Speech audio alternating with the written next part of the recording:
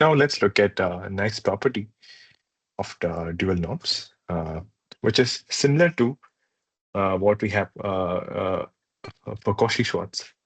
In Cauchy-Schwarz, we connect between the inner product and the norm, vector norm. We have a similar sort of inequality which connects between the most generic inner product or the dot product and the prenorm and the dual norm. Okay, let's see the lemma.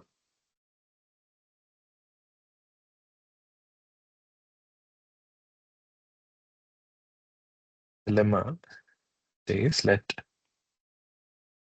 f be a prenorm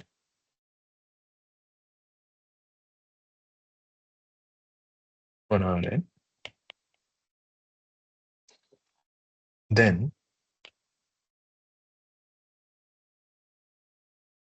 modulus of y transpose x is less than or equal to f of x into fd of y, where f of x is a prenorm and fd of y is the corresponding dual norm. And also this is less than or equal to, you can actually interchange fd of y and f of x. So this is what this inequality says. So let's try to prove this. So, let's look at first for x is equal to 0. We know f of x and fd of 0 are both zeros, so left hand side is equal to f of x is trivial. We don't have anything to prove here. For x not equal to 0, the left hand side is y transpose x, right?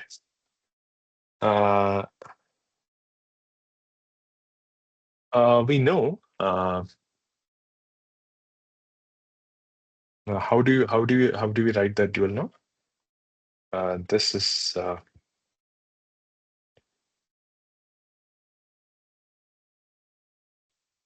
okay. This is what we have for the max of f of z is equal to 1 modulus of y transpose z is what we have for the dual norm, right? Yes. Z can take only values equal as 1. So one of the cases where C will take value 1 is the value x. Okay, let's not confuse.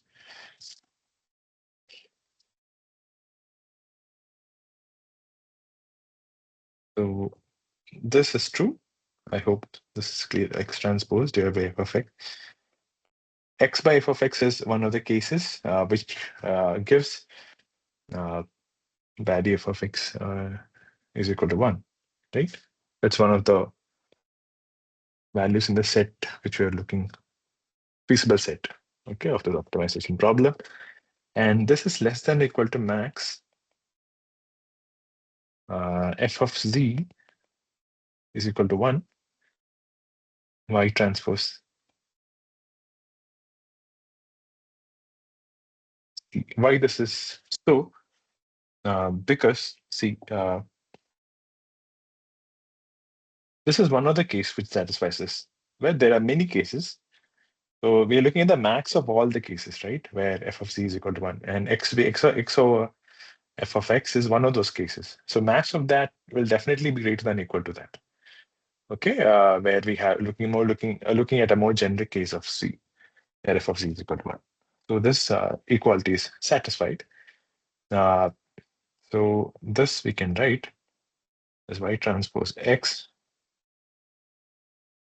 divided by modulus of f of x less than or equal to max of f of z is equal to 1 modulus of y transpose c. But this is dual norm of y. And modulus of f of x is a prenorm, so its value is always greater than or equal to 0. So the modulus doesn't matter here. So y transpose x is less than or equal to you can cross multiply f of x into this is dual norm, right? ft of y. This is satisfied.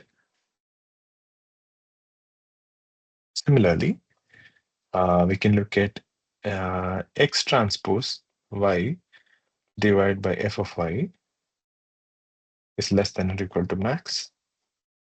F of z is equal to 1. X transpose z. So this is y transpose. This gives you y transpose x is less than or equal to fd x into f of y. Both these conditions holds, right? So exchanging it also true. So this we can prove this. Hence proof. Proof is actually simple. Now, let's see whether we can use something of a similar sort or use this inequality to find the dual of a particular norm. Okay, so let's look at this result. If x and y belong to Rn, then we already know that y transpose x is equal to, or how this is dot product, like mod is a dot product. So this is sigma I is equal to 1 to n yi into xi. Right? This is the definition of the dot product. So the modulus is actually outside. You can take the modulus inside. Some modulus of a sum is always less than or equal to sum of modulus. So this is less than or equal to sigma I is equal to 1 to n.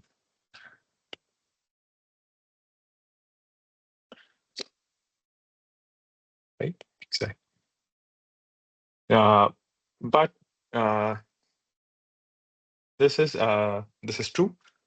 But we can also take the max. So suppose yi's are having lots of values, right? From values, y is having y1, y2, etc., yn.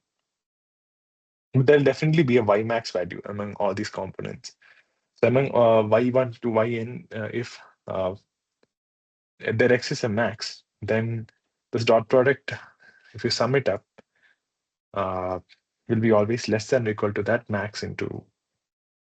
So what I'm trying to say is we have y and we have a y bar where we replace all these product by y max.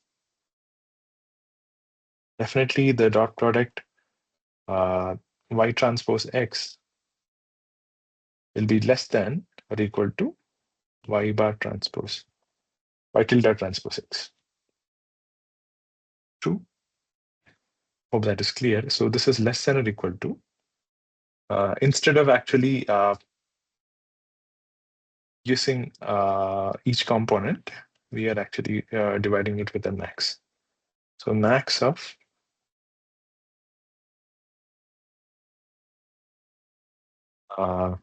one less than or equal to I less than or equal to n by I into xi.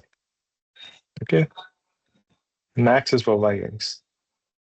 So this is a constant. You can take it outside. So it's less than or equal to max of one less than or equal to I less than or equal to n yi sigma is equal to 1 to n xi. But this is actually, what is this? This is actually, this is equal to. This is the L1 norm of x. And what is this? The max of all y's. This is the L infinity norm of y.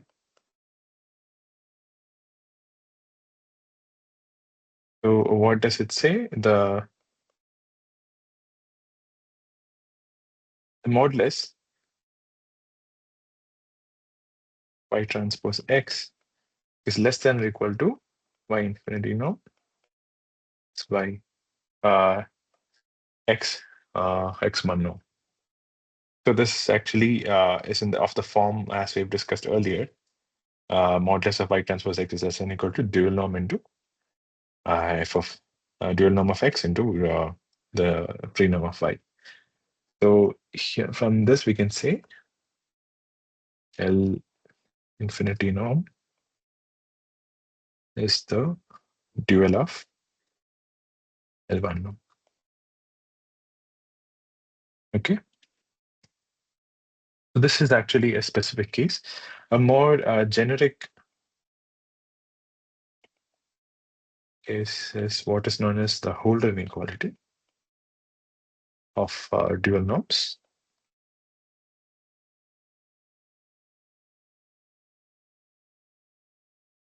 What does it say? Norm of y transpose x is less than or equal to p norm of x into q norm of y, where p and q are greater than or equal to 1, such that 1 by p plus 1 by q is equal to 1. So from Howard inequality, you can easily see that p as p tends to infinity, q tends to 0. So these are duals.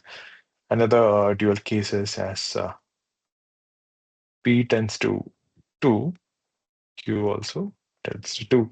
So L2 norm is actually a self-dual of itself. So we can do this more systematically, but this is the generic Holder inequality. Let's end this discussion here.